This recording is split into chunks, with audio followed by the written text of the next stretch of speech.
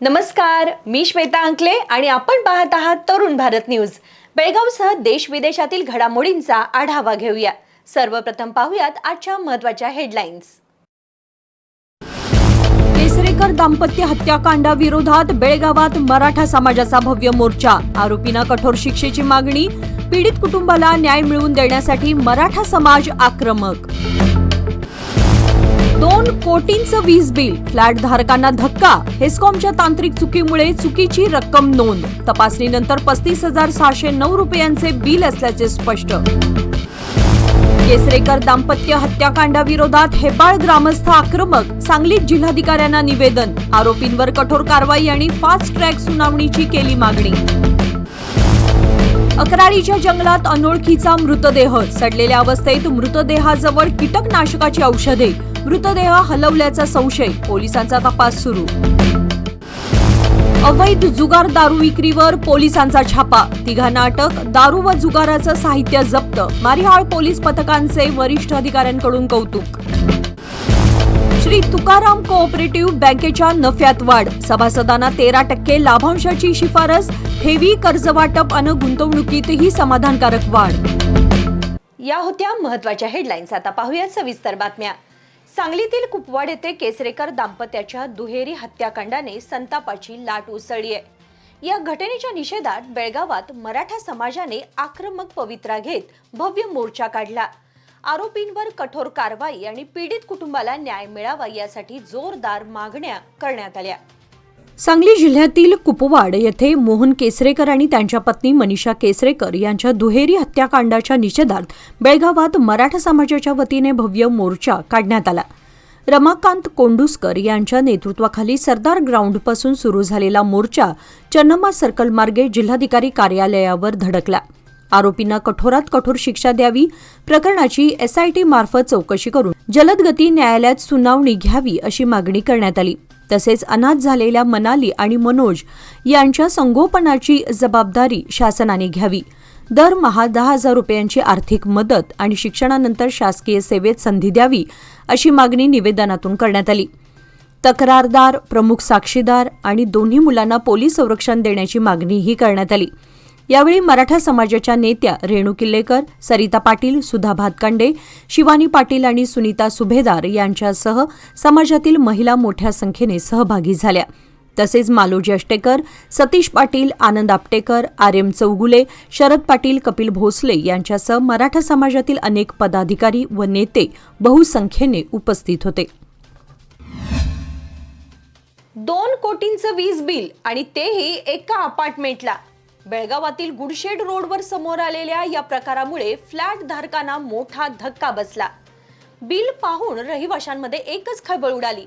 मात्र हेस्कॉमच्या तपासणीनंतर या धक्कादायक बिलामागचं खरं कारण समोर आलं। चला जाणून घेऊया। बेळगाव शहरातील गुडशेड रोडवरील एका अपार्टमेंटला हेस्कॉमकडून तब्बल 2,79,79,207 रुपयांचं वीज बिल आलं। एवढ्या मोठ्या रकमेचं बिल पाहून फ्लॅटधारकांना मोठा धक्का बसला। बिलाचा फोटो सोशल मीडियावर व्हायरल झाल्यानंतर शहरातही या प्रकाराची जोरदार चर्चा झाली। त्यानंतर फ्लॅटधारकांनी हेस्कॉमकडे तक्रार केली। हेस्कॉमच्या कर्मचाऱ्यांनी अपार्टमेंटमध्ये जाऊन मीटर आणि बिलाची तपासणी केली। तांत्रिक अडचणीमुळे बिलामध्ये चुकीची रक्कम नोंद झाल्याचं तपासणीत स्पष्ट झालं। प्रत्यक्षात या अपार्टमेंटचं वीज बिल 35,609 रुपये असल्याचं समोर आलं। त्यामुळे कोट्यवधी रुपयांचं बिल पाहून धास्तावलेल्या फ्लॅटधारकांना मोठा दिलासा मिळाला। दरम्यान मीटर रीडिंग आणि बिलाची रक्कम व्यवस्थित तपासूनच ग्राहकांना वीज बिल देण्यात यावं अशी मागणी नागरिकांनी केली आहे। सांगलीतील कुपवाड येथे झालेल्या केसरेकर दाम्पत्याच्या दुहेरी हत्याकांडाविरोधात हेब्बाळ ग्रामस्थ आक्रमक झालेत। ग्रामस्थांनी सांगलीत जाऊन निषेध नोंदवत सांगली जिल्हाधिकाऱ्यांना निवेदन दिलं। आरोपींवर कठोर कारवाई आणि पीडित कुटुंबाला न्याय मिळावा यासाठी ग्रामस्थांनी जोरदार मागणी केली।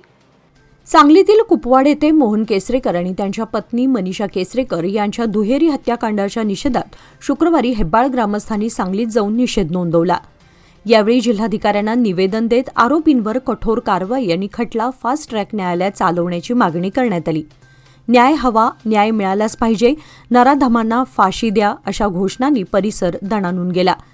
यावेळी भाजप नेत्या धनश्री सरदेसाई जांभोटकर, शिवप्रतिष्ठान हिंदुस्थानचे हिरामणी मुचंडीकर, गोपाळ भेकणे, दत्ता कदम, संजू गुरव, प्रकाश गुरव, भूषण ठोंबरे, शुभम गुरव आणि निलेश बावकर यांच्यासह समस्त ग्रामस्थ उपस्थित होते. दरम्यान मोहन केसरेकर यांचे बंधू विश्वनाथ केसरेकर यांनी राष्ट्रवादी काँग्रेसचे नेते जयंत पाटील यांची भेट घेऊन कुटुंबाची व्यथा मांडली. आरोपींवर कठोर कारवाई करून न्याय मिळवून द्यावा अशी मागणी करण्यात आली. खानापूर तालुक्यातील अनेक नागरिक सांगली परिसरामध्ये रोजगारासाठी असल्यानं हत्याकांडानंतर निर्माण झालेल्या भीतीच्या वातावरणाबाबतही जिल्हाधिकाऱ्यांचं लक्ष वेधण्यात आलं. खानापूर तालुक्यातील अकराळीच्या जंगलात सडलेल्या अवस्थेतील अनोळखी मृतदेह आढळल्याने परिसरात खळबळ उडाली आहे. मृतदेहाजवळ कीटकनाशकाची औषधे सापडल्याने प्रकरणाचं गूढ वाढलंय. विशेष म्हणजे मृतदेह सांगितलेल्या ठिकाणापेक्षा वेगळ्या ठिकाणी सापडल्यानं संशयाला वाव मिळालाय. या प्रकरणी पोलिसांचा तपास सुरू आहे. खानापूर तालुक्यातील गोवा बेळगाव महामार्गालगत अकराळी गावाकडे जाणाऱ्या मार्गावरील जंगलात सुमारे 45 वर्षांपेक्षा अधिक वयाच्या इसमाचा सडलेल्या अवस्थेतील अनोळखी मृतदेह आढळून आला.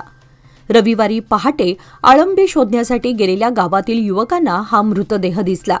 त्यानंतर स्थानिक पत्रकारांच्या माध्यमातून पोलिसांना माहिती देण्यात आली. खानापूर पोलिसांनी घटनास्थळी जाऊन शोध घेतला असता सुरुवातीला सांगितलेल्या ठिकाणापेक्षा वेगळ्या ठिकाणी मृतदेह आढळून आला. पोलिसांनी पंचनामा केला असून मृतदेहाजवळ कीटकनाशकाची औषधे सापडली आहेत. मृतदेह हलवण्याचा प्रयत्न केला असता मोठ्या प्रमाणात दुर्गंधी येत असल्यानं तो त्याच ठिकाणी ठेवण्यात आला. दरम्यान परिसरात सोमवारी 8 अनोळखी युवक दिसल्याची माहिती समोर आली आहे.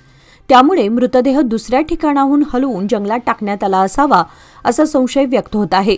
मात्र याबाबत अधिकृत माहिती अद्याप समोर आलेली नाही. खानापूर पोलिसांकडून प्रकरणाचा अधिक तपास सुरू आहे. बेळगाव शहर पोलिसांनी अवैध जुगार आणि परवानगीशिवाय दारू विक्री विरोधात धडक कारवाई केली आहे. शहरातील विविध ठिकाणी केलेल्या कारवाईत 3 अटक करण्यात आली असून मोठ्या प्रमाणात दारू आणि जुगाराचं साहित्य जप्त करण्यात आले. संबंधित आरोपींवर कायदेशीर कारवाई करण्यात आली आहे. बेळगाव शहर पोलिसांनी अवैध जुगार तसेच परवानगीशिवाय दारू विक्री विरोधात कारवाई करत 3 अटक केली आहे. मारिहाळ पोलिसांनी बाळेकुंद्री येथील अंजनेय मंदिराजवळ सुरू असलेल्या ओसी मटका अड्ड्यावर छापा टाकून मुथप्पा शिवप्पा राठोड याला अटक केली. त्याच्याकडून रोख रक्कम, ओसी चिठ्ठ्या आणि पेन जप्त करण्यात आले. हिरेबागेवाडी पोलिसांनी कमरट्टी बस स्थानकाजवळ कारवाई करत शंकर बसवाणी चौगला याच्याकडून विविध कंपन्यांची 25 टेट्रा पाकिटे जप्त केली. तर मारिहाळ पोलिसांनी हुदली तुम्हारगुड्डी मार्गावर बाळाप्पा बसप्पा नेलगंटी याला अटक करून त्याच्याकडून 34 टेट्रा पाकिटे जप्त केली. दोन्ही दारू विक्री प्रकरणात कर्नाटक उत्पादन शुल्क कायद्यानुसार गुन्हे दाखल करण्यात आले असून पुढील तपास सुरू आहे. या कारवाईबद्दल पोलीस आयुक्त भूषण बोरसे आणि डीसीपी NV बर्मणी यांनी संबंधित पोलीस पथकाचे कौतुक केले.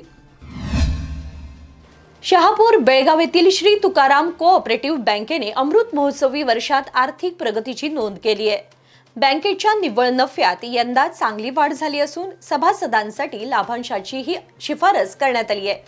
ठेवी, कर्ज वाटप आणि गुंतवणुकीतही वाढ झाल्यानं बँकेची आर्थिक स्थिती मजबूत झाली आहे. शहापूर बेळगाव येथील श्री तुकाराम कोऑपरेटिव्ह बँकेने अमृत महोत्सवी वर्षात समाधानकारक आर्थिक प्रगती नोंदवली आहे. बँकेचा निव्वळ नफा 45,32,000 रुपयांवरून 62,37,000 रुपयांवर पोहोचला आहे. त्यामुळे सभासदांना 13% लाभांश देण्याची शिफारस संचालक मंडळाने केली आहे. बँकेच्या ठेवी 54 कोटी 90 लाखांवरून 55 कोटी 41 लाख रुपये, तर कर्जवाटप 37 कोटी 76 लाखांवरून 38 कोटी 55 लाख रुपयांवर पोहोचलं आहे. गुंतवणुकीतही वाढ झाली असून ती 27 कोटी 62 लाखांवरून 29 कोटी 39 लाख रुपयांवर गेली आहे. बँकेचे CRAR प्रमाण 19.65% आहे. कर्ज वसुलीसाठी विशेष प्रयत्न सुरू असल्याची माहिती अध्यक्ष प्रकाश मरगाळे यांनी दिली. यावेळी उपाध्यक्ष नारायण पाटील, संचालक राजू मर्वे, विजय पाटील आदी उपस्थित होते. विजयपूर जिल्ह्यातील मुद्देबिहाळ शहरातील आंबेडकर सर्कलजवळ 2 दुचाकींची समोरासमोर धडक होऊन मल्लप्पा बिरादार वय 55 यांचा जागीच मृत्यू झाला, तर दोघे जखमी झाले.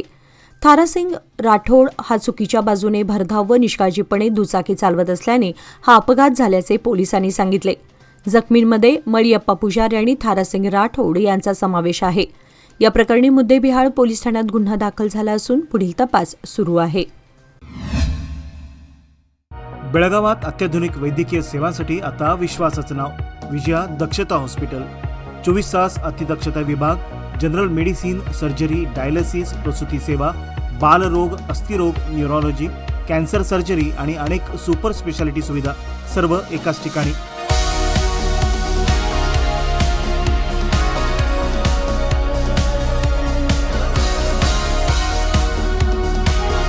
अनुभवी डॉक्टर, आधुनिक तंत्रज्ञान आणि रुग्णांसाठी मनापासून सेवा. सर्व प्रमुख विमा आणि सरकारी योजना स्वीकारल्या जातात. आजच भेट द्या. खानापूर रोड, 3ऱ्या रेल्वे गेटजवळ, रेल्वे ओव्हरब्रिजच्या खाली, टिळकवाडी, बेळगाव. संपर्क 7353641444. विजया दक्षता हॉस्पिटल, आपल्या आरोग्याची दक्ष काळजी. मुडलगी पोलीस ठाण्याच्या हद्दीतील हळ्ळूर गावाजवळ निपाणी मुधोळ राज्य मार्गावर स्फोटके वाहून नेल्याच्या संशयावरून पोलिसांनी युधिष्ठिर सिंह, कर्णिम सिंह चुंडावत व 21 याला अटक केली. 19 ऑगस्ट रोजी हारुगिरी क्रॉसजवळ केलेल्या कारवाईत 750 मीटर डिफ्युजर वायर, जिलेटिनच्या 200 कांड्या, 100 बिगर विद्युत डेटोनेटर आणि मोटारसायकल जप्त करण्यात आली. या प्रकरणी रोशन जाट आणि प्रकाश चट्टा यांचीही नावे समोर आली असून भारतीय न्याय संहिता व स्फोटक कायद्यान्वये गुन्हा दाखल करण्यात आलाय. बेळगावचे पोलीस अधीक्षक के रामराजन यांच्या मार्गदर्शनाखाली झालेल्या या कारवाईचा पुढील तपास सुरू आहे. सध्या सुरू असलेल्या शिक्षक भरती प्रक्रियेत खानापूर तालुक्यातील रिक्त 195 मराठी माध्यम शिक्षक पदांचा तातडीने समावेश करावा अशी मागणी आमदार विठ्ठलराव हलगेकर यांनी कर्नाटकचे मुख्यमंत्री व उपमुख्यमंत्र्यांकडे केली आहे.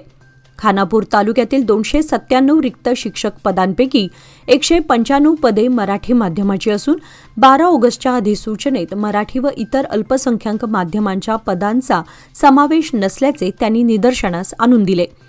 मराठी माध्यमातील पात्र डीएड व बीएड उमेदवारांवरील अन्याय दूर करून विद्यार्थ्यांच्या शैक्षणिक गुणवत्तेसाठी ही पदे भरती प्रक्रियेमध्ये समाविष्ट करावीत अशी मागणी त्यांनी पत्राद्वारे केली. बेळगाव कारवार मुख्य मार्गावरील रामनगर सुपा रोडवरील हनुमान मंदिराजवळ रस्त्याच्या मधोमध मोठे खड्डे पडल्याने वाहन चालकांना जीव मुठीत धरून प्रवास करावा लागतोय. अचानक खड्डे समोर आल्याने दुचाकीस्वारांना ब्रेक लावताना अपघात होऊन काही जण जखमी झाल्याचं सांगण्यात येत आहे. खड्डे पडून बराच काळ उलटूनही सार्वजनिक बांधकाम विभागाकडून दुरुस्ती करण्यात आलेली नाही. रात्रीच्या वेळी क्षमतेपेक्षा अधिक खडी पावडर वाहून नेणाऱ्या अवजड वाहनांमुळे रस्त्याची आणखी दुरवस्था होत असून कारवार जिल्हा प्रशासनाने अशा वाहनांवर कठोर कारवाई करावी अशी मागणी नागरिकांनी केली आहे. रस्त्याची तातडीने दुरुस्ती न झाल्यास मोठा अपघात होण्याची शक्यता असल्याने प्रशासनाने गांभीर्याने लक्ष देण्याची गरज आहे. कर्नाटक राज्यातील युवा वर्गात नेतृत्व गुण विकसित करण्यासोबतच क्रीडा प्रतिभेला वाव आणि सामाजिक उपक्रमांना प्रोत्साहन मिळावं यासाठी भारत जोडो युवा संघ योजना नियोजनबद्ध पद्धतीने राबवावी असे आवाहन माजी मंत्री तथा आमदार लक्ष्मी हेब्बाळकर यांनी केले. आपल्या निवासी कार्यालयात अधिकाऱ्यांची बैठक घेऊन त्यांनी योजनेच्या अंमलबजावणीचा आढावा घेतला. राज्यात स्थानिक लोकसंख्येच्या आधारे 10,000 युवा संघ स्थापन करण्यात आले असून प्रत्येक संघाला वार्षिक 10 लाख रुपयांचे अनुदान देण्याचा सरकारचा उद्देश आहे. योजनेचा लाभ पात्र तरुणांपर्यंत प्रभावीपणे पोहोचवावा अशा सूचना हेब्बाळकर यांनी अधिकाऱ्यांना दिल्या. बेळगाव महानगरपालिकेतर्फे पंडित नेहरू हायस्कूल शहापूर आणि आदर्श मराठी विद्यामंदिर येथे कचरा विलगीकरण व घनकचरा व्यवस्थापनाबाबत जनजागृती कार्यक्रम घेण्यात आला. आदर्श मराठी विद्यामंदिरचे मुख्याध्यापक विठ्ठल पाटील यांनी विद्यार्थ्यांना कचरा विलगीकरणाचे महत्त्व व स्वच्छतेचे फायदे समजावून सांगितले. महानगरपालिकेचे आनंद पिंपळे, लक्ष्मण मोहिते व नितीन देमट्टी यांनी ओला, सुका, सॅनिटरी व धोकादायक कचरा स्वतंत्र डब्यांमध्ये टाकणे तसेच कचऱ्याचे संकलन व व्यवस्थापन याबाबत मार्गदर्शन केले. कचऱ्याचे योग्य विलगीकरण केल्यास पुनर्वापर व पुनर्प्रक्रिया सुलभ होते याची माहिती देत विद्यार्थ्यांनी स्वच्छतेचा संदेश कुटुंबियांपर्यंत पोहोचवण्याचा संकल्प केला. चिकोडी शहरातील केसी रोडवरील वाहतूक कोंडी सोडवण्यासाठी नगर परिषद व वाहतूक पोलिसांनी भाजी विक्रेत्यांचे स्थलांतर सरकारी नोकर भवनजवळ केले होते. मात्र प्रशासनाच्या सातत्यपूर्ण देखरेखी अभावी विक्रेत्यांनी पुन्हा केसी रोडवरच बस्तान बसवल्याने नवीन जागा ओस पडली आहे. परिणामी केसी रोडवर पुन्हा वाहतूक कोंडी व गर्दीची समस्या निर्माण झाली असून नगर परिषदेचा निर्णय कागदावरच राहिल्यानं नागरिकांमध्ये तीव्र नाराजी व्यक्त होत आहे. प्रशासनाने ठोस कारवाई करून भाजी विक्रेत्यांचे कायमस्वरूपी स्थलांतर करावे अशी मागणी होत आहे. देशातील सर्वात मोठी विमान कंपनी असलेल्या इंडिगोची डिजिटल सेवा शुक्रवारी पुन्हा एकदा विस्कळीत झाली. वेबसाईट आणि मोबाईल ॲपमध्ये तांत्रिक बिघाड झाल्याने तिकीट बुकिंग, वेब चेक इनसह फ्लाईट शोधताना नो डेटा अवेलेबल असा संदेश येत आहे. तर अनेक युजर्सना लॉग इनही करता येत नाही. याआधी बुधवारीही इंडिगोच्या मुख्य रिझर्वेशन सिस्टीममध्ये असाच बिघाड झाला होता. एकाच आठवड्यात दुसऱ्यांदा सेवा विस्कळीत झाल्यानं प्रवाशांनी एक्सवर तक्रारींचा पाढा वाचला. व्यवसाय वाढवायचा असो वा कुटुंबाची गरज भागवायची, सादर आहे लोकमान्य गोल्ड लोन. माफक प्रक्रिया शुल्क आणि कमीत कमी कागदपत्रांसह तात्काळ मंजुरी. लोकमान्य गोल्ड लोन प्रत्येक कुटुंबासाठी, प्रत्येक व्यवसायासाठी. अधिक माहितीसाठी आमच्या नजीकच्या शाखेला भेट द्या किंवा कॉल करा 1800212450. नियम व अटी लागू. 4 दशकांपासून रंगभूमी, छोटा पडदा आणि रुपेरी पडद्यावर योगदान देणारे रंगकर्मी राजकुमार यांना यंदाचा कर्नाटक नाट्य अकादमी पुरस्कार जाहीर झाला आहे.